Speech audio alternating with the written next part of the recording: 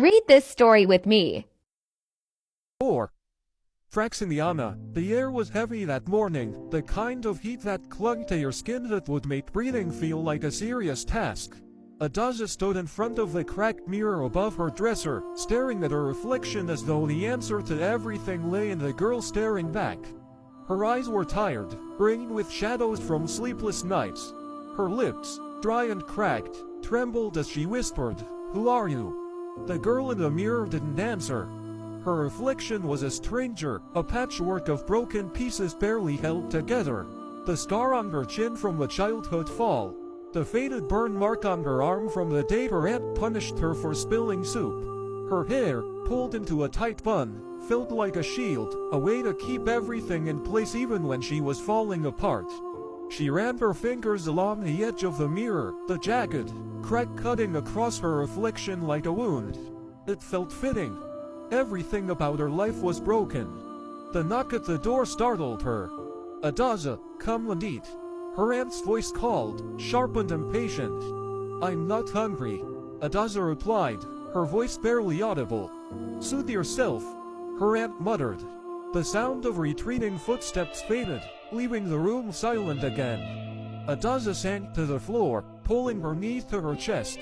Her hands shook as she pulled out the notebook from under the bed. She opened it to the page she had filled the night before, the words scrawled so hard that they had torn through the paper in places. "He said it was my fault.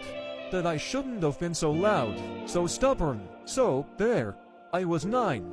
I didn't know how to disappear yet." Her chest heaved as she read the words. They felt like a confession, a crime written in her own hand. She wanted to rip the pages out, to burn them and pretend they had never existed. But she couldn't. The words were the only thing holding her together. Adaza's phone buzzed on the mattress, pulling her out of her thoughts. It was Kai. "I found a place you might like." His message read. "Want to go?" She stared at the screen for a long time, her finger hovering over the reply button. She wanted to say no. She wanted to stay in her room, where the walls knew her pain and wouldn't ask her to explain it. But something in her, like a flicker of curiosity, maybe even hope, made her type, "Okay." 2 hours later, Adaza found herself standing on the edge of an open field. The grass stretched endlessly in every direction, golden in the afternoon sun. The sky above was vast and cloudless, an expanse of blue that felt both freeing and suffocating. Kai stood beside her, holding a blanket and his ever-present sketchpad. "It's peaceful, isn't it?" he said, glancing at her. Adaza nodded, though the word didn't feel right. The field wasn't peaceful.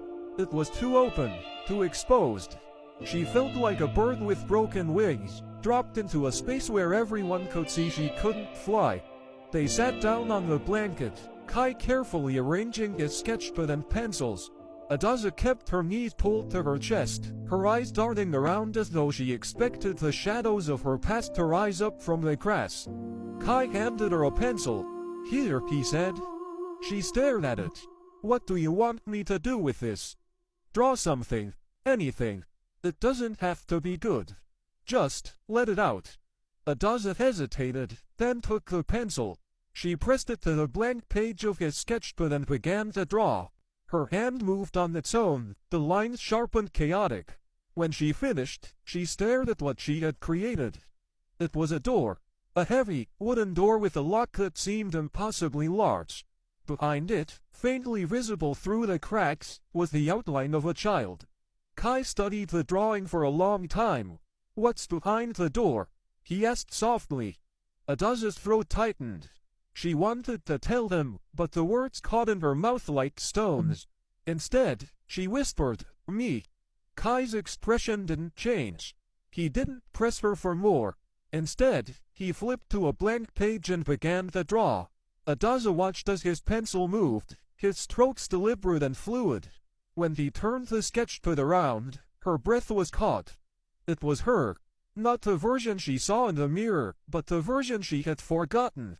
A little girl with bright eyes and a white smile, holding a bundle of wildflowers. "She's still there," Kai said, his voice steady. "Behind the door, behind everything you've been through. She's still there, waiting for you to find her." Link in the bio.